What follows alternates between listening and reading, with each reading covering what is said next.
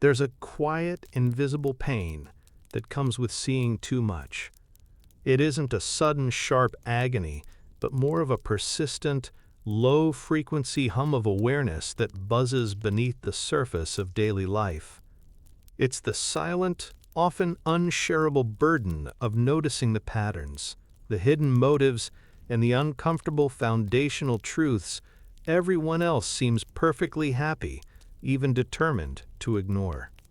We're taught to call high intelligence a gift, a coveted advantage that places one ahead of the pack. But what if that gift is a Trojan horse? What if it can also be the source of a profound and stubborn loneliness, a form of isolation so deep it feels structural? What if your greatest asset is the very thing that sets you apart, tuning your consciousness to a frequency that almost no one else can hear, leaving you to listen to a song only you can perceive? We celebrate genius, we build monuments to it, and admire the brilliant minds that disrupt industries and push humanity forward. But we rarely, if ever, speak about the cost of that brilliance. We don't discuss the shadows that are cast by such a bright light. The Swiss psychiatrist Carl Jung, a man obsessed with the hidden, often contradictory depths of the human psyche, gave us a framework for understanding this profound cost. While his theories on archetypes, the unconscious, and the self apply to all of us, they can feel especially potent and painfully relevant for those with a highly analytical and introspective mind. He showed that exceptional intelligence isn't a simple golden ticket to a happy, successful life. Instead, his work suggests a far more complex and challenging reality, that a mind capable of piercing through society's comforting illusions is often a mind at war with itself, and by extension, with the world. This exploration isn't about the trivial first-world problems of smart people. This is about a fundamental, qualitative difference in perception and feeling, a difference that can create a cascade of deeply unsettling psychological challenges. These are not character flaws or signs of defect. They are the unsettling and often painful byproducts of a mind that simply can't turn itself off. We're going to explore 5 of the most disturbing traits that can emerge from the soil of high intelligence, using Jung's deep psychological insights as our guide and our map. This is a journey into the shadows of brilliance, an attempt to understand why the brightest minds can often be the most haunted. The first burden is, well, perhaps the most foundational. It's the very bedrock on which other struggles are built, and it's a unique and sometimes terrifying form of foresight. This isn't about seeing the future in a mystical, supernatural sense.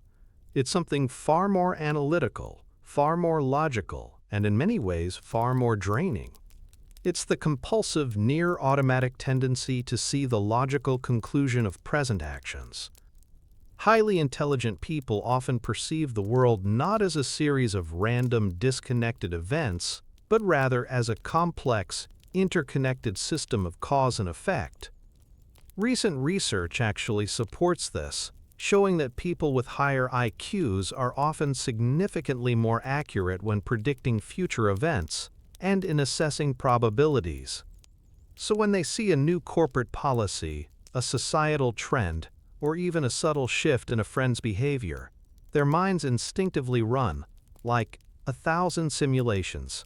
They chart the branching paths of the most likely outcomes. They see the hairline crack in the foundation, long before the walls even begin to show stress. While others operate comfortably in the immediate present, the highly analytical mind can feel like it's living in a state of perpetual consequence. They are standing at the end of the timeline, looking back. They see the brutal conflict that will inevitably arise from a poorly worded company-wide email, the slow-motion car crash of a friend's unhealthy relationship, or perhaps the societal decay being quietly seeded by a shallow populist ideology. To them, the future isn't some vague, distant country.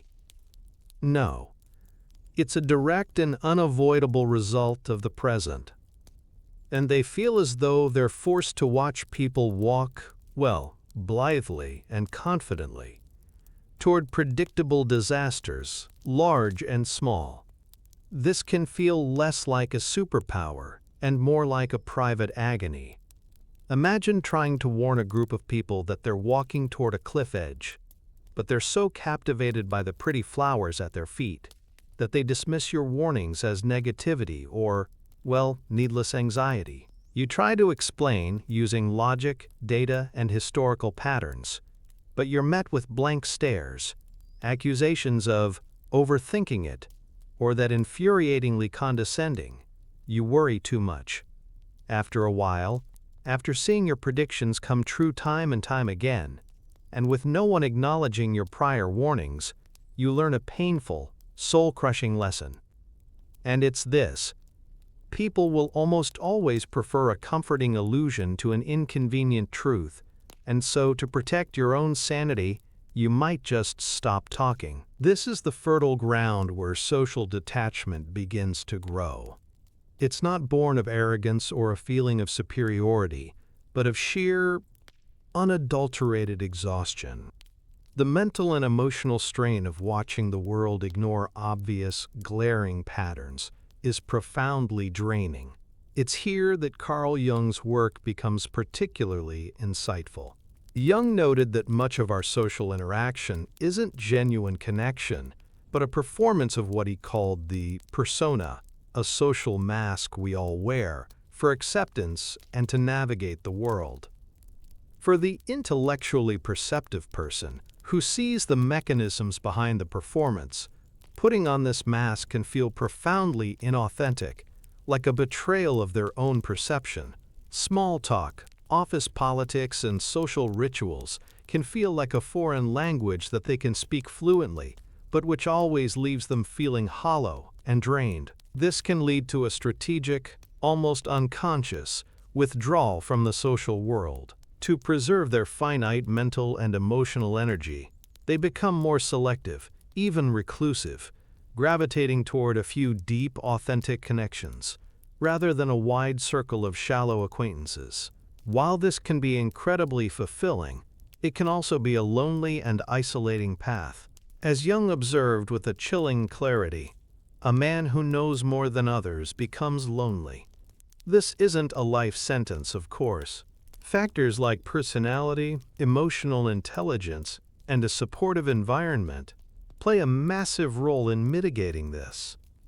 However, the vulnerability to this specific kind of detachment is a constant ambient risk that comes with a mind that sees too much, too soon. The second trait, it cuts deeper than just seeing external patterns of cause and effect.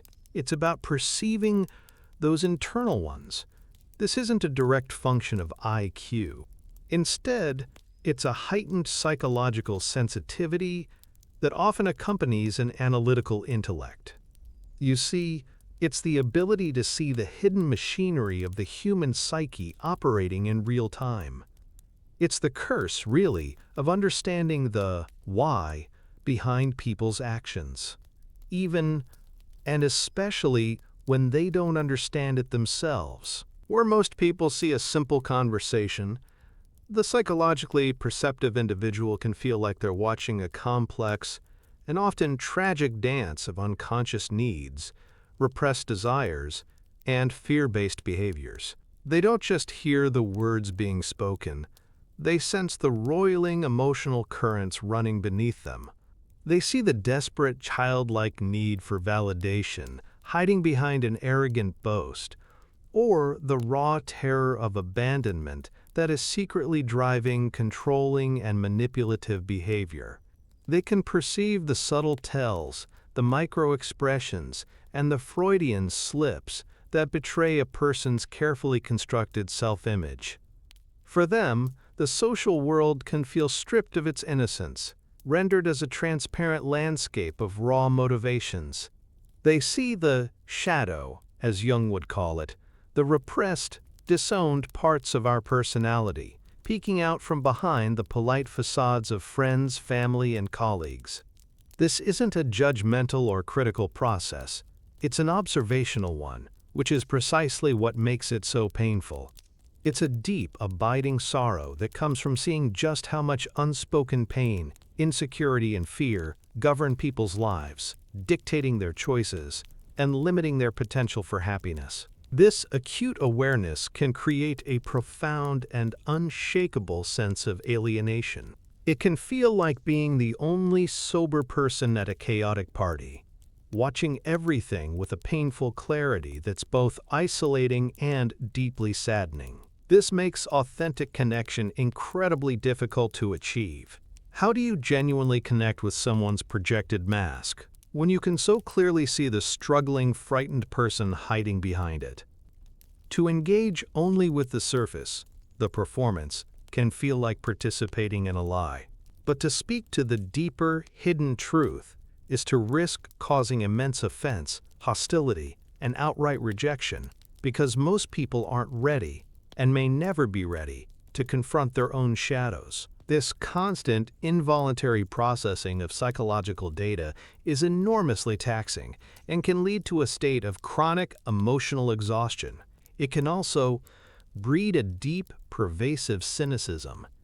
When you're constantly seeing that huge gap between who people pretend to be and the primal fears that actually drive them, it's just hard to maintain faith in the goodness of humanity. Now, while this level of perception might seem to suggest some kind of emotional superiority, it often has the exact opposite effect. These individuals can be highly sensitive themselves. A critical comment, for instance, that someone else might just shrug off in seconds, can trigger days of painful rumination. They'll deconstruct its origin, its unspoken implications, and its connection to a vast, intricate web of their own past anxieties. It's a devastating double-edged sword. This same ability, you see, can be the foundation for profound empathy, compassion, and wisdom. But the raw, unfiltered experience of it, well, that's a heavy, silent weight to carry through the world. The third disturbing trait, it's an internal war. A civil war, really, waged deep within the psyche of the individual. It's the often agonizing, lifelong battle between the authentic self and the persona. The persona, that's a core concept from Carl Jung, by the way. It's the social mask we all wear. It's the polished, curated version of ourselves we present to the world. For social cohesion and acceptance.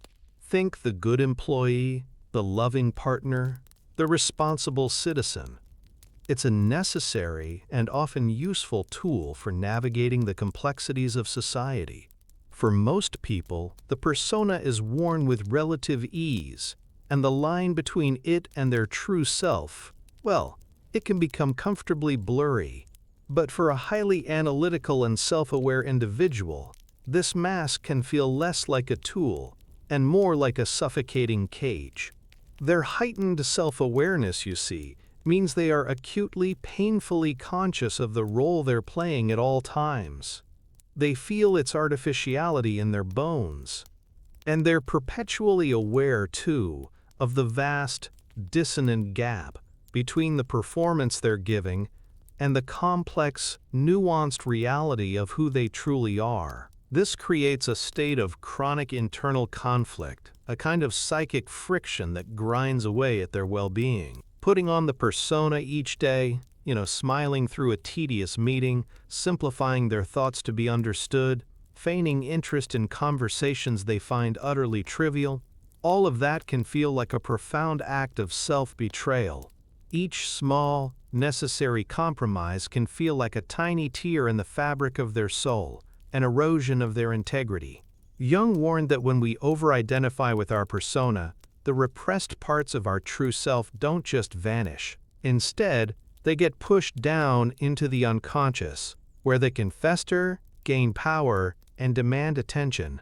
And sometimes, this manifests as sudden bursts of anxiety, or obsessive thoughts, chronic irritability, or even a persistent, low-grade depression. These are not character flaws. No, they're distress signals from a core self that is being suffocated and ignored. This internal war creates a terrifying and relentless dilemma. Is it better to be authentic and risk social judgment and isolation? Or is it better to be accepted and live in a state of psychic fragmentation? Choosing the path of authenticity, well, it means summoning the immense courage to be misunderstood, to be labeled as weird, intense, or even too serious. It means accepting that you may make others uncomfortable simply by being yourself. To choose the path of conformity, on the other hand, is to purchase social peace at the price of your soul, a bargain that often leads to a quiet despair and the haunting feeling of being a ghost in your own life. The pressure to maintain this facade can be immense, especially for those who were labeled as gifted from a young age. They often carry the heavy, crushing burden of potential, which can mutate into a crippling perfectionism. The fear of producing something that is merely good, when they can vividly imagine what is perfect, can be utterly paralyzing. For them, a minor failure can feel like a fundamental betrayal of their very identity. The path forward, according to Jung, isn't to destroy the persona. It's a necessary tool, but to consciously differentiate the true self from it.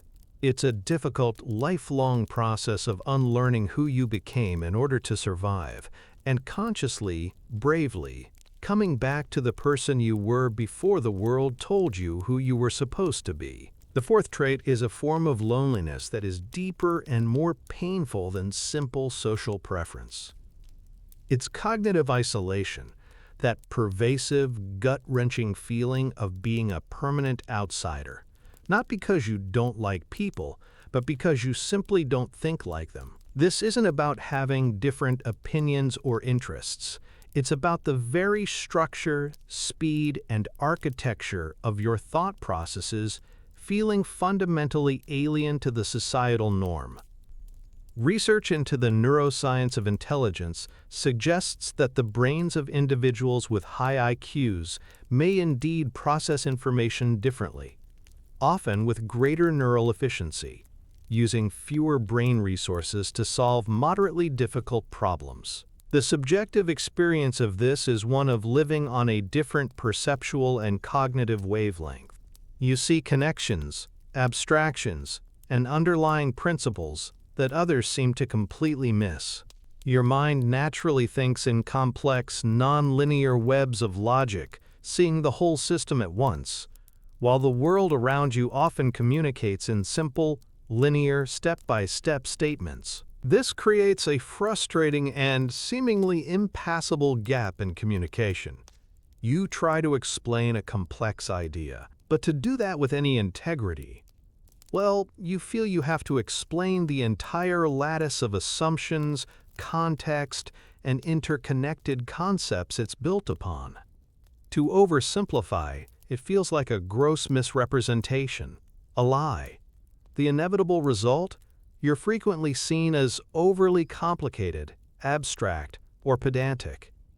You can literally watch people's eyes glaze over as you speak. They interrupt you and say, "Just get to the point," not understanding that for you, the intricate web of context, that's the point. This can lead to a deeply alienating and self-reinforcing cycle.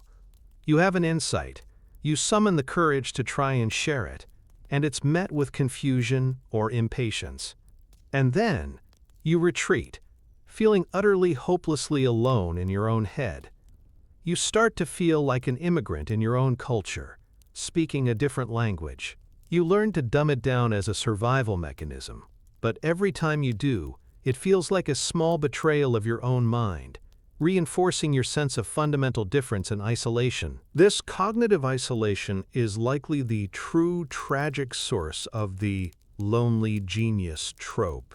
It's a loneliness that can persist even when you're surrounded by loving friends and family, because the most active, vibrant part of you, your mind, has no one with whom it can be effortlessly and completely itself.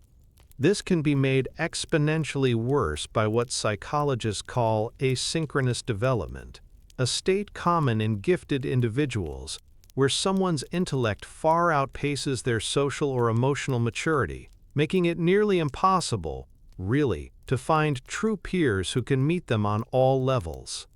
The psychological toll is immense. It can lead you to doubt your own perceptions, your own reality. If no one else sees what you see, are you brilliant or are you just broken? The final and perhaps most profound burden is a heightened susceptibility to deep moral and existential struggle. While the idea that existential depression is more common among highly intelligent people is still debated, and not definitively confirmed by large-scale studies, many researchers and psychologists who work with gifted populations have noted a strong correlation. It's easy to see how their powerful analytical nature could inevitably lead them down this philosophical rabbit hole. Their minds are built to deconstruct systems, to find inconsistencies and to ask why.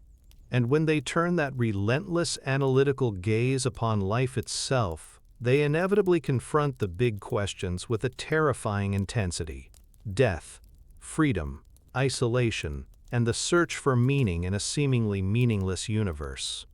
They might feel the crushing weight of absolute freedom, that terrifying realization that there's no pre-written cosmic script, no inherent purpose, and that they are solely and completely responsible for creating their own meaning in a universe that appears utterly indifferent to their existence. This can lead to a kind of despair, born not from misunderstanding, but from an exceedingly clear perception of the human condition. They see the inconsistencies, hypocrisies, and absurdities of society with a painful HD clarity. They question traditions that others accept without thought, and feel a deep, visceral rage against injustices that others seem to accept as just the way things are. This isn't simple teenage rebellion. It's a deep, philosophical anguish that comes from the unbridgeable gap between the world as it is and the more logical, just, and compassionate world they can so easily and vividly imagine. This moral sensitivity is a heavy cross to bear. They might feel a profound, personal responsibility to help fix the world's problems, yet be simultaneously crushed into inaction by their own powerlessness to do so. This intensely personal journey is tied to what Jung called individuation. That's the lifelong quest for psychological wholeness. A crucial, non-negotiable part of this quest is confronting the shadow, the psychic container for everything we repress about ourselves and our society. While everyone has a shadow, a highly self-aware individual is often forced to confront it more directly and more often. They can't easily lie to themselves or take refuge in simple platitudes. This confrontation is psychologically brutal. It requires abandoning simplistic black and white morality and embracing the messy, contradictory reality of human nature, both in the world and, most terrifyingly, within oneself. It is a voluntary descent into the underworld of the psyche, a journey from which one does not return unchanged. The ultimate paradox is that the very intelligence that leads to this existential crisis is also the only tool one has to navigate it. The path out isn't to stop thinking, but to build a personal philosophy robust and flexible enough to withstand cosmic indifference and human fallibility. It is the long, arduous task of becoming a wounded healer, someone who has descended into their own darkness and returned with the hard-won gifts of wisdom and compassion. But the scars of that journey remain, a permanent reminder of the disturbing and transformative burden of a mind that dares to ask the biggest questions. If these struggles feel intensely familiar, if you've ever felt the crushing weight of seeing too much or the profound isolation of thinking differently, know that you are not broken, and you are not alone. Share your experiences and thoughts in the comments below. Your story might be the light someone else needs. And for more deep dives into the complexities of the human psyche, make sure to subscribe and click the notification bell. We've journeyed through the deep shadows, of high intelligence, exploring 5 of its most unsettling and burdensome challenges. It'd be easy, and perhaps even tempting, to look at these struggles and conclude that high intelligence is simply a curse dressed up as a gift. But that would be a profound and simplistic misunderstanding. You see, current psychological research doesn't support a simple, direct link between high IQ and misery. In fact, many studies suggest high intelligence can be a pretty significant protective factor against certain mental health disorders. The relationship, though, it's fantastically complex, deeply nuanced, and heavily influenced by things like personality, environment, emotional resilience, and our life choices. Now, the framework provided by Carl Jung isn't meant as a diagnosis of an illness. No, instead it's a map of a treacherous, yet potentially transformative inner landscape. The struggles described here aren't proof of a defect. Not at all. They are, in fact, the severe growing pains of a mind awakening to its own power and its own depth. Jung's ultimate message, you see, was one of relentless integration. He believed that real, authentic fulfillment, it doesn't come from avoiding pain or from seeking a life of blissful ignorance. No. Instead, it comes from consciously turning toward difficult truths and integrating them into a larger, stronger, and more complete self. The journey of the highly intelligent person can be painfully lonely, but it's not without a profound purpose. The ultimate goal isn't to silence the relentless mind, but to learn its unique language. It's not to erase the pain of seeing the world too clearly, but to alchemize that sight into wisdom and compassion. Understanding these traits is the critical first step. It's like turning on a light in a dark, unfamiliar room, so you can finally see the obstacles, not as terrifying monsters, but as furniture to be navigated with care and awareness. It's the defining challenge of this life path, to carry the immense weight of your own clarity without losing your soul, and in so doing, to finally find a peace that isn't built on the flimsy foundations of ignorance, but forged in the very heart of understanding.